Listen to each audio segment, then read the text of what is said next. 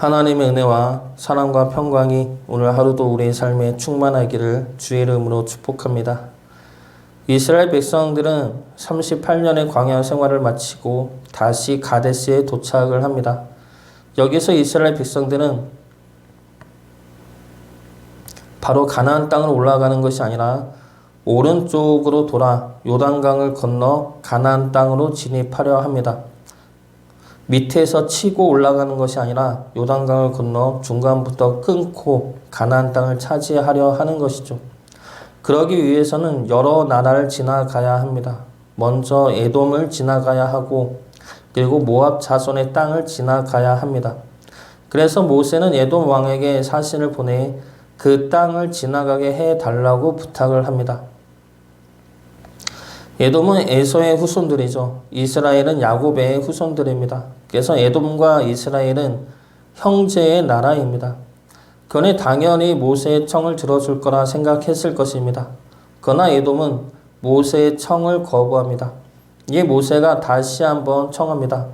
왕의 길만 다닐 것이고 우리 짐승이 당신의 물을 마시면 그 값을 낼 것이다. 아무 피해도 주지 않을 것이다. 그래도 에돔은 거부를 합니다.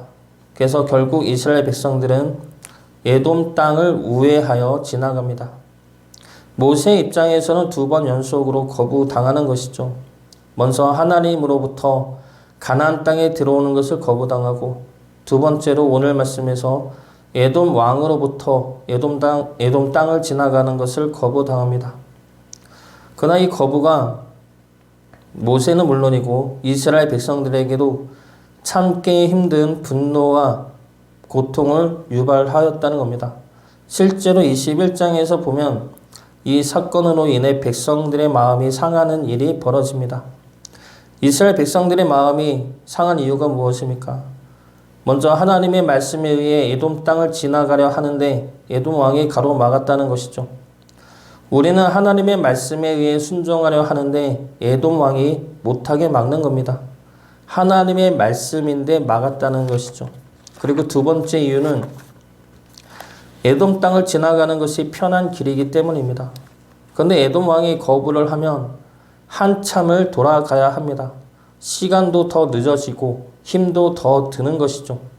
빠르고 편한 길이 있는데 왜 돌아가야 하느냐? 에돔 왕은 왜 막아서 우리를 힘들고 지치게 하느냐라는 것이죠.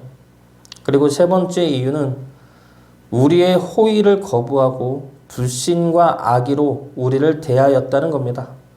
이스라엘 백성들은 에돔 땅을 지나면서 아무런 해도 끼치지 않을 것이고 더 나아가 경제적 도움도 줄 생각이었습니다. 그런데 그 호의와 진심을 거부하고 악의와 협박으로 대처하는 것이죠. 사람들에게 선심을 베풀고 호의를 가지고 대하는데 그 사람이 나를 미워하고 우리 호의를 불신하고 싫어한다면 우리 마음에도 상처가 될 것입니다. 이러한 상황이 모세와 이스라엘 백성들에게 임한 것입니다. 내가 하나님 말씀으로 일을 하려 하는데 모두가 반대하면서 하지 못하게 합니다.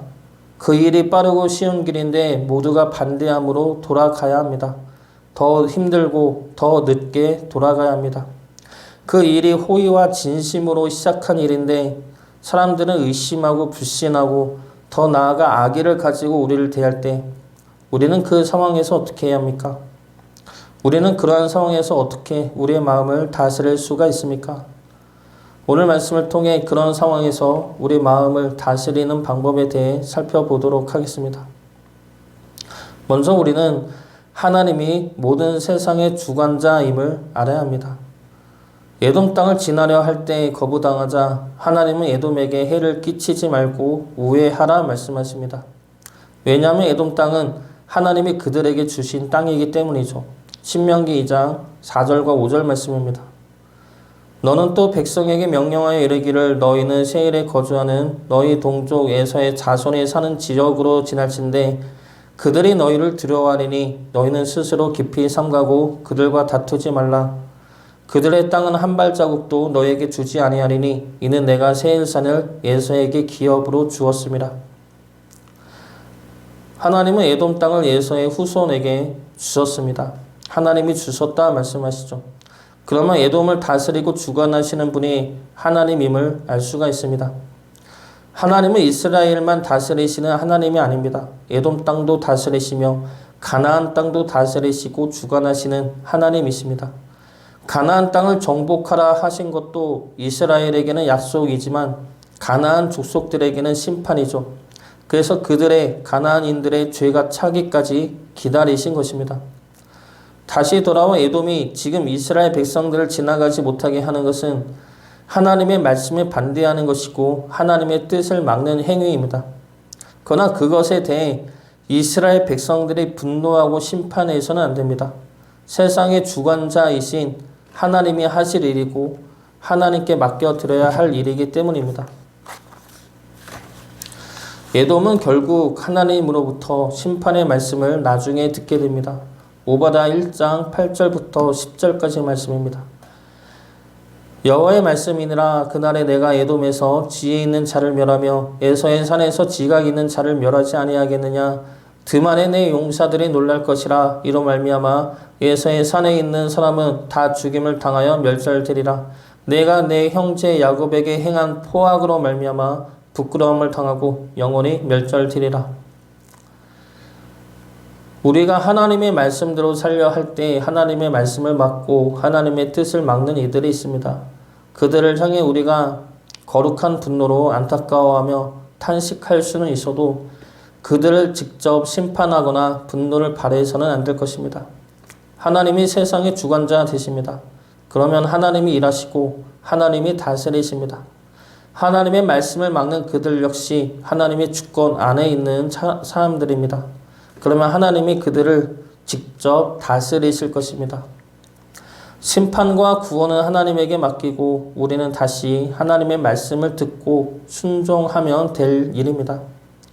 하나님의 주권을 경외하며 우리의 믿음을 지켜나가는 주의 자녀 되시기를 주의 이름으로 축복합니다. 두 번째로 주의 길은 목적지가 아니라 가는 방법이 중요하다는 것입니다. 그것을 우리가 기억을 해야 할 것입니다. 에돔이 길을 막을 때 자연스레 드는 생각은 돌아가야 하는 고통과 시간일 것입니다. 그러면서 에돔 땅을 지나면 우리가 얼마나 빨리 갈 수 있겠느냐, 얼마나 편하게 갈 수 있겠느냐라는 생각들이죠. 이러한 생각들은 무엇을 기준으로 하는 생각입니까? 우리가 가야 할 땅, 가나안을 기준으로 하는 생각입니다. 우리가 가나안 땅을 바라볼 때 이렇게 가면 더 편하고 더 빠를 텐데 이 길이 막히며 힘들고 시간이 더 걸릴 텐데 라는 생각이죠. 그러나 하나님은 시간과 목적지를 중요시 여기지 않으십니다. 하나님에게 있어서 가나안 땅이 목적이었다면 왜 시내산에서 율법을 주셨겠습니까? 왜 광야에서 하나님의 말씀을 가르치시고 성소를 짓게 하셨습니까? 또한 시간이 중요했다면 왜 이스라엘 백성들을 광야에서 38년이나 있게 하셨습니까? 하나님에게 있어서 목적은 가나안 땅이 아니라 가나안 땅에 들어갈 수 있는 하나님의 백성으로 만드시는 것입니다. 그래서 그 긴 시간 동안 아무것도 없는 광야에서 하나님은 이스라엘 백성들과 함께 하신 것입니다. 그러므로 이스라엘 백성들이 모든 과정마다 하나님을 신뢰하고 의지하고 순종할 수 있는 거룩한 하나님의 백성이 되기를 원하셨습니다. 그 과정을 함께하고 계시는 것이죠. 설교를 쓸 때마다 시간이 오래 걸립니다. 그리고 그렇게 쓴다고 해서 설교가 다 내 마음에 들지도 않습니다. 스스로 볼 때 부족한 설교가 많습니다. 듣는 이들도 많이 없죠. 많이 없습니다. 그러면 설교를 준비하면서 그냥 편하게 대충 쓸까 싶은 마음도 듭니다. 그런데 이런 생각이 드는 것은 설교를 목적으로 바라보기 때문이죠. 설교하는 것을 목적으로 삼아서는 안 될 것입니다. 설교를 준비하고 공부하고 그래서 설교를 쓰고 선포하는 그 모든 과정이 저에게는 필요하죠. 그리고 그 모든 과정이 나를 하나님의 종으로 만드시는 과정인 것입니다. 그래서 설교 준비하는 시간이 힘들긴 하지만 준비하는 것이 저에게는 또 은혜이고 감사입니다. 준비하면서 혼자 은혜 받을 때도 많이 있습니다. 근데 그것이 설교로 표현이 잘 안 되는 게 문제이긴 하지만 그러면서 주의 종으로 세워져 간다 생각을 합니다. 설교뿐만이 아니라 우리 삶은 목적이 아니라 목적을 향해 나아가는 모든 과정을 소중히 여겨야 합니다. 그 모든 과정마다 하나님의 일하심과 가르침과 이끄심이 있습니다. 그 모든 과정들을 진실되게 마쳤을 때 그때서야 비로소 우리의 목적지가 보이게 되는 것입니다. 주님은 우리 모두를 구원해 주시고 하늘 보좌에 앉으셨습니다. 그러나 하늘 보좌에 앉으시기 위해서는 십자가의 길을 가셔야만 했습니다. 그리고 십자가의 길은 하나님을 향한 끝없는 순종입니다. 우리 또한 하나님의 백성으로 세워져 가는 모든 과정을 믿음으로 순종하며 감사와 은혜로 버티며 나가기를 주의 이름으로 축복합니다. 마지막 세 번째는 이해와 사랑의 마음을 품어야 합니다.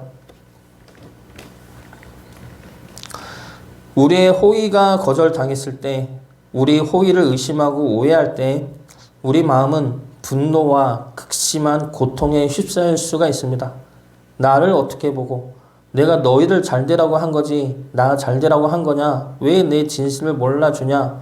이러한 생각이 드는 것이죠. 그러나 이러한 생각은 내 입장에서 하는 생각들입니다. 내 호의가 거부당함으로 오는 내 생각들이죠. 그 생각을 바꿔 상대방의 입장에서도 생각을 해 보아야 할 것입니다. 이것이 쉽지는 않습니다. 한번 분노가 일어나면 그 분노를 잠재우기란 여간 어려운 일이 아니죠. 그래도 우리가 그러한 일을 해야 할 것입니다. 상대방의 입장을 이해하는 것이 우리의 분노를 잠재울 수 있는 길이기 때문입니다. 하나님은 신명기에서 에돔이 너희들을 두려워한다 라고 말씀하십니다. 그러면 에돔 왕이 이스라엘 백성들을 거부하는 이유도 분명하죠. 이스라엘 백성들이 두렵기 때문입니다. 두렵기 때문에 모세의 말을 곡해하고 왜곡하고 두려움으로 나쁜 상황을 상상하며 받아들이는 겁니다. 그렇기 때문에 길을 허락하지 않는 것이죠. 우리의 호의와 선의가 상대방에게는 두려움이나 낯섦으로 오는 불안함으로 보여질 수가 있습니다. 그래서 악한 말로 우리를 대적할 수도 있습니다. 그래야 자신들의 피해를 안 당할 것이라는 생각 때문이죠. 그들의 말과 행동으로 인해 우리가 상처받을 수도 있고 분노할 수도 있습니다. 그러나 그 상처와 분노에 오래 머물지 마시고 그런 그들의 입장에서 이해하며 품어줄 수 있는 마음을 키우시기 바랍니다. 주님이 이미 우리들을 그렇게 사랑하셨습니다. 주님의 사랑을 의심하고 주님의 일하심을 의심하고 주님의 말씀을 믿지 않았던 이가 우리들이죠. 구원받은 지금도 우리 삶이 힘들면 주님의 일하심과 사랑과 말씀을 의심합니다. 그러나 주님은 어떠합니까? 우리들의 무지함으로 인한 의심과 불평과 원망에도 끝까지 우리를 사랑하여 주십니다. 그런 우리들을 끝까지 붙드시고 끝까지 이끌어 주십니다. 우리 또한 주님의 사랑과 주님의 마음으로 사람들을 바라보아야 할 것입니다. 우리를 거부하는 모든 이들에게까지 주님의 마음으로 그리고 주님의 사랑으로 바라볼 수 있기를 주의 이름으로 축복합니다.